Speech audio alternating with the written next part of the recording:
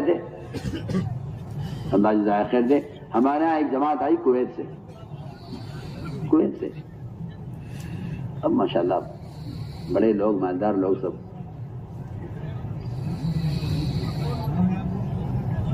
انہوں نے آ کر بتلایا کہ جی ہم نے نظام الدین کی ہدایات سنی ہے کہ موبائل ساتھ میں رکھنا ہے. ہم 8 آدمیوں کی جماعت کویت سے آئے ہیں اور موبائل گھر چھوڑ کر آئے. بڑے بڑے تاجر ان میں، بڑے بڑے مالدار لوگ. اگر ہم سے کہی جگہ نہیں تو نہیں صحیح. پوری جماعت 4 مہینے ہندوستان میں لگا کر واپس گئی. 4 مہینے کسی کے پاس موبائل نہیں. ہمیں تو ہدایت جو دی گئی اس پہ عمل کرنا ہے. ہم تو جانتے نہیں کہ اس کے بعد کیا ہوگا. جو ہوگا دیکھی جائے گی. 4 مہینے کے بعد کہتے ہیں کہ ہمارا یہ پہلا خروج ہے جس سے ہمیں فائدہ ہوا ہے، ورنہ اب تک ہمیں معلوم ہوتا ہے کہ ہمارا وقت ضائع ہوا ہے. کہتے ہیں اس کا فائدہ ہوا ہے اس سے کہ ہم یکسو ہو گئے بالکل اعمال کی طرف. اس لیے میں آپ کو تاکید سے عرض کر رہا ہوں کہ آپ اس کی کوشش کریں. اگر خدا نہ کرے جب آپ سے لے آئے ہو بند کر کے نہیں سکوا. امیر کی ذمہ داری ہے کہ وہ اپنے ساتھیوں کے موبائل کی حفاظت کرے اور ان کو اس کا استعمال نہ کھونے دے. ورنہ میں آپ سے صاف کہہ دیتا ہوں کہ قیامت میں اللہ تعالیٰ امیروں کو پکڑیں گے کہ تم نے کیا کوشش کی تھی ان کو اس منکر سے روکنے کی. اللہ جماعتوں کے ذمہ داروں سے قیامت میں سوال ہوگا. میں سارے جماعتوں کے ذمہ داروں سے کہہ رہا ہوں کہ جتنے امیر بیٹھے ہوئے جماعتوں لے کر چلنے والے، ان سب کی ذمہ داری ہے کہ سب موبائل بند کر کے رکھیں اپنے پاس اور اس کا استعمال نہ کیا جائے. ہاں کسی کو کوئی حاجت، کوئی ایسی ضرورت پیش آ جائے، امیر سے اجازت لے لے کہ امیر صاحب یہ مسئلہ تھا ہمارا گھر کا، اگر اجازت ہو تو یہ خبر کرنی. کوئی اگر مجبوری پیش آ جائے تو کوئی حرج نہیں ہے. لیکن بیان کا ٹیپ کرنا یا اس میں تصویروں کا دیکھنا، یہ تو دین کو کھیل بنانا ہے. اور جو آدمی دین کو ہلکا سمجھتا ہے وہ ہدایت حاصل نہیں کر سکتا. اس سے اپنے آپ کو ہمیں بچانا ہے. یہ ہے لایانی کا نقصان. احد کے میدان میں شہید ہوئے صحابی، بڑی سنیے تو صحیح، شہید کا خطرہ زندگی گرتانی سے پہلے مغفرت ہو جاتی ہے. کیا کیا فضائل ہیں شہید کے، غور کیجیے.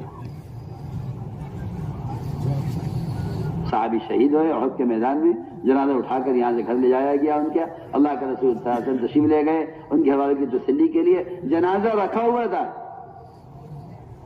ان کی والدہ نے کہا میرے بیٹے تمہیں جنت مبارک ہو. آپ نمائیں ان کی والدہ سے تم نے اس کو جنتی کیسے کہہ دیا؟ تمہیں کیا معلوم اس نے اللہ کے راستے میں نکل کر لایانی بات کی ہو. سوچیے ہمارے پاس وقت فارغ تھا، ظہر کے بعد لمبا وقت تھا، تعلیم ہو گئی، بیٹھ گئے. ہاں بھائی تو دکان کھول کے آیا، بند کر کے آیا. ہاں بھائی کھیت کیار کے کیا ہو رہا ہے اور تیرے گھر میں کیا ہو رہا تھا، تو چلا تھا، تو کب واپس جاوے گا، میں کب واپس آؤں گا. یعنی لایانی باتیں. میں سوچتا ہوں، میں نے کہا دین سیکھنے کے لیے نکلے ہیں، سکھانے کے لیے نکلے ہیں، انہیں فرصت کہاں سے مل گئی اس کی؟ وقت ہی نہیں دائی کے پاس. ہم نکل کے لایانی باتیں کر لیتے ہیں اور وہاں صحابی شہید ہوئے اللہ کے راستے میں. والدہ کہہ رہی جنتی میرا بیٹا. فرمایا کیسے جنتی کہہ دیا تم نے اس کو؟ اس نے جماعت میں نکل کر بیکار باتیں کی ہوں گی.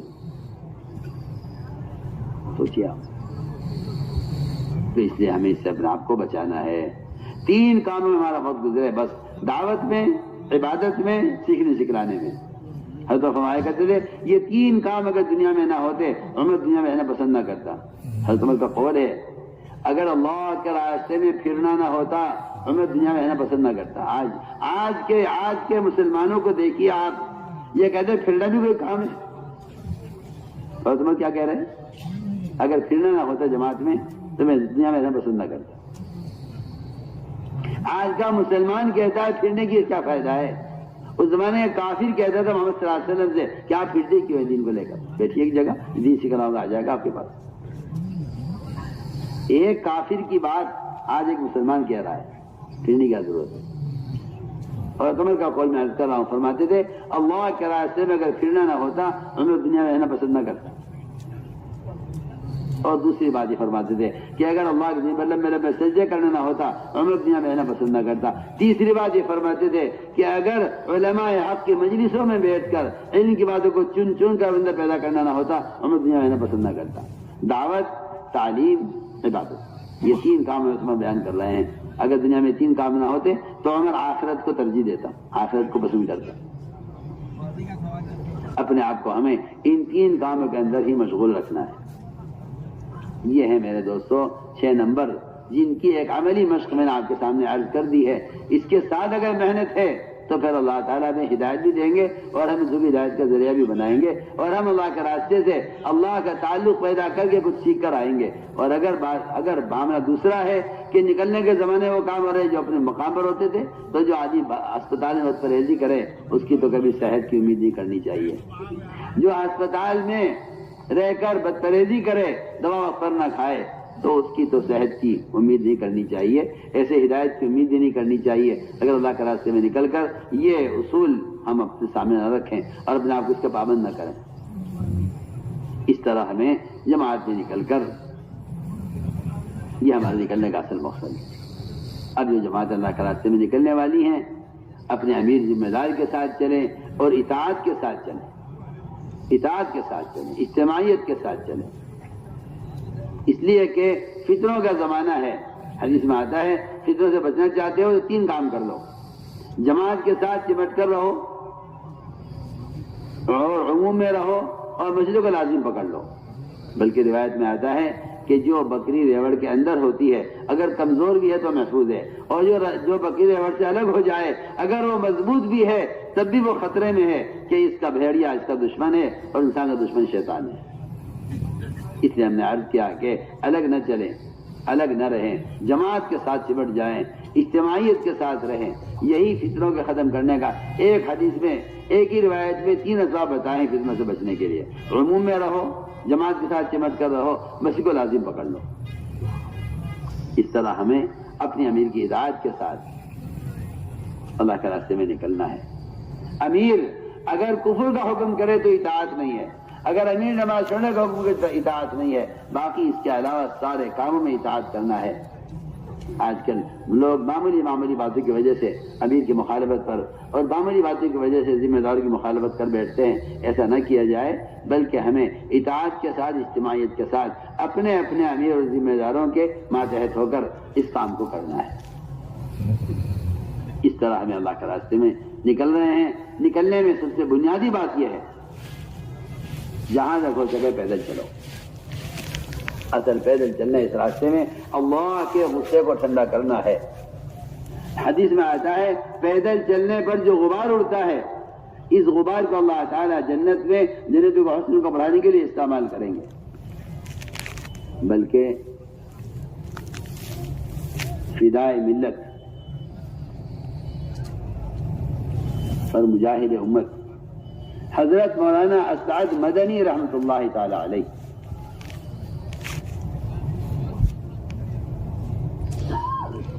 ایک سفر میں تھے، پہاڑوں سے کسی مہم میں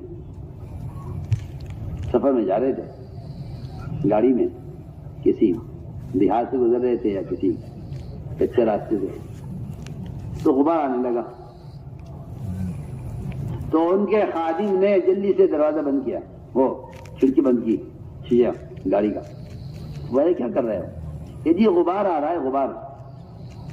حضرت نے فرمایا کہ اللہ کے راستے کا غبار یہ جہنم کی آگ کو حرام کر دے گا، اور اللہ کے راستے کا جو غبار ہے اس غبار کے بقدر حدیث میں آتا ہے کہ مشک دیا جائے گا ہر نکلنے والے کو، اور حدیث میں آتا ہے کہ اللہ کے راستے کا غبار جنت کے حسن کو بڑھانے کے لیے بطور پاؤڈر کا استعمال کیا جائے گا۔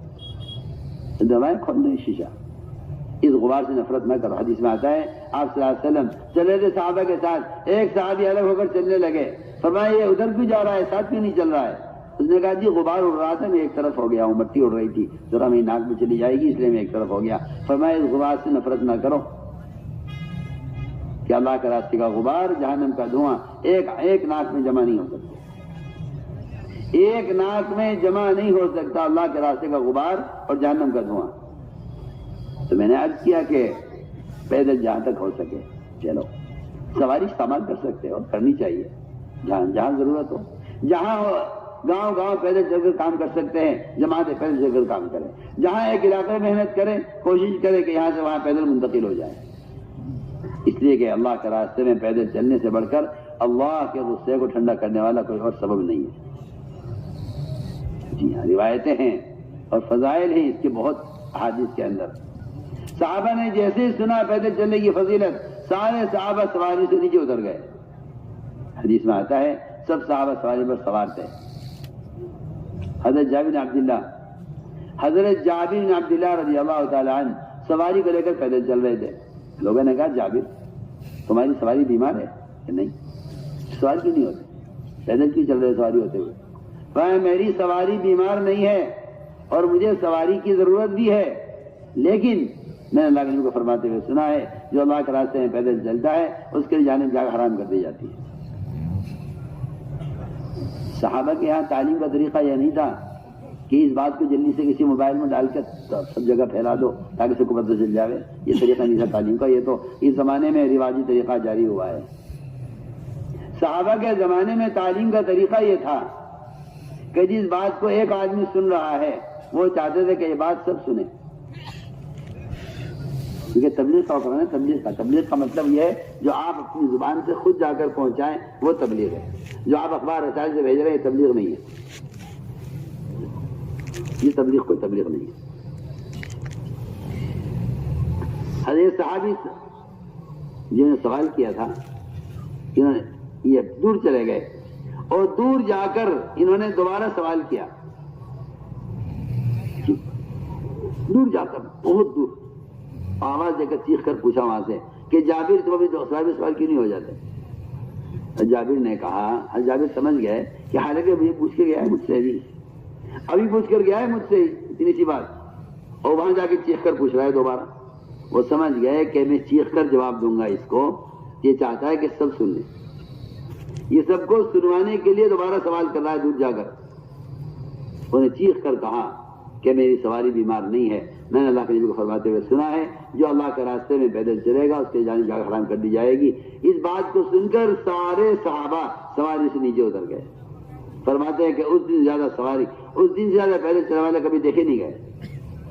یہ ہے فضائل اللہ کے راستے میں پیدل چلنے کے۔ جس جماعت کا جہاں کا رخ بنا ہے وہ جماعت وہاں جائے، ٹرین میں بس میں دعوت دیتے ہوئے جائیں، دنیا کی باتیں ہرگز نہ کریں۔ دنیا آوے کے سامنے، شیطان لاوے گا نقشے سامنے، یہ اللہ کے راستے میں نکل رہا ہے، کہیں اس کا یقین اللہ کی ذات پر نہ آ جائے۔ شیطان خوب یاد دلائے گا چیزیں، خوب چیزیں نظر آئیں گی، خوب نقشے نظر آئیں گے۔ ہر نقشے کا انکار کرو قدرت کے مقابلے میں، ہر شکل کا انکار کرو قدرت کے مقابلے میں۔ ایمان سیکھنے کے لیے لازم ہے اللہ کے ما سوا کا تصور میں بھی انکار کرنا، تصور میں بھی اس کے ما سوا کا انکار کرو اور ظاہر میں اس کے غیر کا انکار کرو۔ اس طرح ہمیں ٹرین یا بس میں جہاں ہم سفر کر رہے ہیں اپنے قریب والوں سے ملاقات کریں، دعوت دیں۔ ٹرین میں بس میں سب ساتھی اپنی اپنی سیٹوں پر رہیں۔ یہ آج کل ایک نئی بیماری چلی ہے کہ بھائی ہم جماعت ہیں، ٹرین میں سفر کر رہے ہیں، ہم کیونکہ ہمیں نمازی پڑھنی ہے، تعلیم بھی کرنی ہے اور مذاکرہ بھی کرنا ہے، اور بھائی صاحب آپ سے درخواست ہے ذرا آپ ٹکٹ ہمیں تبدیل کر لیجئے، آپ وہاں چلے جائیے، ہمیں یہاں آ جائیں گے تاکہ ہماری جماعت ایک ساتھ رہے۔ میری بات آپ کان کھول کے سن لیجئے، ایسا کرنا جائز نہیں ہے۔ اس کی سیٹ اس کا حق ہے، اس کی سیٹ اس کا حق ہے۔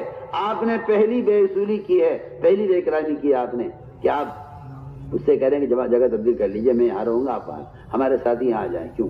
ہمیں تعلیم کرنی ہے۔ کس نے کہا آپ سے تعلیم کرنے کو ٹرین میں؟ ٹرین تعلیم کی جگہ ہی نہیں ہے۔ ٹرین میں تو آپ سفر میں ہیں، اپنی سیٹ پر ہیں۔ آپ ٹرین میں بجائے مسافروں کو پریشان کرنے اور ان کی جگہیں تبدیل کرنے کے، ان کی سیٹ بدلنے کے، آپ اس سیٹ پر رہیں۔ آپ ٹرین میں اکیلے بیٹھے ہیں، ٹھیک ہے، ذکر کریں، تلاوت کریں، کتاب کھول کر خود پڑھنے لگیں۔ برابر والا آپ کو ماشاءاللہ مسلمان بھائی ہے، آپ اس کو دعوت دیں، اسے ایمان یقین کی بات کریں، اس کو نماز کی اہمیت بتائیں، اس کو آخرت کا فکر دلائیں۔ بہت کام کرنے کے ہیں۔ کیوں؟ آپ کو کس نے کہا ٹرین میں تعلیم کرنے کو؟ میں کہہ رہا ہوں ٹرین تعلیم کرنے کی جگہ نہیں ہے۔ تعلیم کا حلقہ لگتا ہے اور حلقہ لگانے کی گنجائش نہیں ہے۔ آپ اگر تعلیم کا حلقہ لگائیں گے تو آپ کو لامحالہ مسافروں کو پریشان کرنا پڑے گا، آپ وہاں بیٹھ جائیے، آپ یہاں بیٹھ جائیے، نہیں، اس کی کوئی ضرورت نہیں ہے، اس کی کوئی گنجائش نہیں ہے۔ ہر مسافر اپنی سیٹ پر سفر کرے اور ہمیں چاہیے کہ مسافروں کا اکرام کریں، ان کو خیال کریں، حضرت مدنی رحمۃ اللہ علیہ ٹرین میں سفر کر رہے تھے، ایک انگریز اٹھ کر گیا ان کے پاس سے، انگریز نے ان کا نام سنا ہوا تھا، شکل سے جانتا نہیں تھا، لوگ ان کے کارناموں سے کانپتے تھے، ان کی بات ان کے کارناموں کو سن کر۔ انگریز اٹھ کر گیا، جا کے دیکھا بیت الخلا بھرا ہوا ہے گندگی سے، گھسنے کی جگہ نہیں ہے، پیر رکھنے کی بھی جگہ نہیں ہے، واپس آ گیا۔ تو سمجھ گئے کہ جھانک کر واپس آیا ہے، بیت الخلا صاف نہیں ہے۔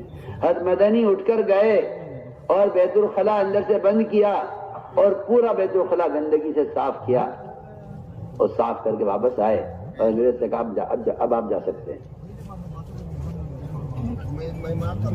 آپ سمجھتے ہیں کہ یہ تلواروں سے اور جو ہے تیروں سے جہاد ہوتا ہے کہ نہیں؟ جہاد اخلاق سے ہوتا ہے، جہاد اخلاق سے ہوتا ہے، تیروں سے تلوار سے نہیں ہوتا، جہاد اخلاق سے ہوتا ہے۔ وہ گیا، جا کے دیکھا تو بیت الخلا بالکل صاف دھلا ہوا، آ کر پیر پکڑ لیے۔ حضرت کون ہے آپ؟ لوگوں نے بتایا حضرت مدنی ہے کہ آپ کا نام سنا ہے، آپ کا نام سنا ہے، مگر آپ کی ذات کو آج سمجھا ہے کہ مسلمان کیسا ہونا چاہیے۔ ہماری جماعتیں مسجدوں میں جائیں گی، اے بھائی امام صاحب ذرا بیت الخلا صاف کرائیے، جماعت آئیے، چلیے ذرا پانی بھروائیے، جماعت آئیے۔ یہ ہوٹل نہیں آپ کا، یہ اللہ کا گھر ہے، پانی ہم کریں گے، بیت الخلا میں صاف کروں گا۔ اگر ہمارے بڑے بیت الخلا ٹرین کے صاف کر سکتے ہیں، جس کا ٹکٹ دے رہے ہیں، جس میں ملازم ہے، صفائی کے لیے موجود ہے، تو کیا ہم اللہ کا گھر صاف نہیں کر سکتے؟ ایسی حالت ہو گئی ہماری کہ عمر رضی اللہ تعالیٰ عنہ قباء کی مسجد میں جھاڑو دینے کے لیے مدینے سے جاتے تھے جب خلیفہ تھے۔ ہماری جماعت مسجدوں میں جا کر ایسی پڑ جاتی ہے کہ کسی ہوٹل میں آ کر ٹھہر گئی ہوں۔ نہیں، ہمارا کام ہے، پانی میں بھروں گا، مسجد کے صف میں لگاؤں گا، باہر سے مصلی لا کر میں بچھا دوں گا، مسجد کی بجلی کا بل میں دے دوں گا، کتنے کام ہے کرنے کے۔ یہ کمیٹی کا گھر نہیں ہے، اللہ کا گھر ہے، آپ اللہ کے بندے ہیں، آپ یہاں عبادت کے لیے آئے، آپ ہوٹلوں میں کھانے کے لیے جاتے ہیں، آپ پیسے دے کر آتے ہیں، یہاں آپ اللہ کے گھر کا پانی استعمال کرتے ہیں، آپ کو خیال نہیں آیا کہ اس کا تعاون کرے مسجد کا؟ سوچیے آپ کہتے ہیں کمیٹی کرے گی، کیوں کرے گی کمیٹی کا گھر ہے، اللہ کا گھر ہے۔ اس لیے میں تاکید سے کہہ رہا ہوں کہ ہمارے ساتھ اس کا خیال کریں، تو ٹرین میں بس میں لوگوں سے ملاقاتیں کریں، ان کو دعوت دیں، ان کا اکرام کریں۔ آتا ہے کھانا منگواتے ہیں، بسکٹ منگواتے ہیں، چائے منگواتے ہیں، ہاں جی 10 آدمی 10 چائے لے آؤ، یہ بخیلوں کی جماعت ہے۔ ورنہ جتنے لوگ ٹرین میں بیٹھے ہوئے ہیں ان سب کا اکرام کرنا، سب کا اخلاق سے پیش آنا، سب کے لیے سب کو کھانے کو پوچھنا، بٹھانا ان کو، یہ ہے اخلاق۔ اس آپ صلی اللہ علیہ وسلم نے کیا معاملہ تھا غیروں کے ساتھ، میں قسم کھا کر کہتا ہوں اگر یہ جماعت یہ معاملہ غیروں کے ساتھ کر لیں، اس ملک سے زیادہ سلامتی کا ملک کوئی نہ ہو۔ یہ تو تعصب نے فسادات پیدا کیے ہیں، یہ تو تعصب نے خریدی کی ہے، یہ تو تعصب نے ملک کے اندر خوف پھیلایا ہے۔ ورنہ میں اللہ کی قسم کھا کر کہتا ہوں ہماری پھرنے والی جماعتیں اگر اپنے اس ملک کے بھائیوں کا اکرام کریں تو انہیں پتہ چلے گا کہ اخلاق کیا ہیں، مگر کیا کریں، اور ہماری جماعتوں کو ہوش ہی نہیں ہے اس کی، ایسی مست ہیں اپنی ضروریات میں کہ انہیں اس کا خیال نہیں آتا کہ پہلے میں اس کو پانی پیش کر دوں، پہلے میں اس کو چائے پیش کر دوں۔ اس تعصب کا کوئی علاج نہیں اللہ کی قسم سوائے احسان و اکرام کے، اس تعصب کا کوئی علاج نہیں ہے سوائے اکرام اور احسان کے۔ اگر مسلمان غیروں کے ساتھ اکرام اور احسان کا معاملہ نہیں کرے گا تو یہ تعصب کا شکار ہوگا۔ ہم آپ سے وہ تاکید سے کہہ رہے ہیں، آپ جماعت میں نکل رہے ہیں، یہ جماعت میں نکلنا صرف کلمہ نماز سیکھنے کے لیے نہیں ہے، یہ جماعت میں نکلنا اپنے مسلمان وہ اخلاق پیش کرے، اخلاق محمد صلی اللہ علیہ وسلم، کہ جس کے نتیجے میں حق ظاہر ہوتا ہے اور جس کے نتیجے میں اسلام کا تعارف ہوتا ہے۔ آپ کتابوں سے اسلام پھیلانا چاہتے ہیں، میں تو بار بار کہہ